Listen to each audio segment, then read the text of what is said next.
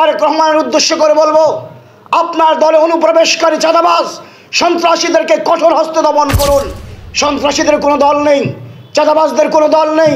সেই যেই দলের হোক না কেন তাদের গ্রেফতার করে দৃষ্টান্তমূলক শাস্তি নিশ্চিত করা। অন্তর্বর্তীকালীন সরকার সম্পূর্ণ ব্যর্থ হয়েছেন। যেমনিভাবে মিটফোর্ড হত্যাকাণ্ড, ব্রাহ্মণবাড়িয়ায় মাইমুনা আক্তার ময়না ধর্ষণ এবং হত্যাকাণ্ড, বিশেষ করে চাঁদপুরের মসজিদের মধ্যে বৃদ্ধ ইমামকে কুপিয়ে হত্যার প্রচেষ্টা, এগুলো তার উজ্জ্বল দৃষ্টান্ত মাত্র।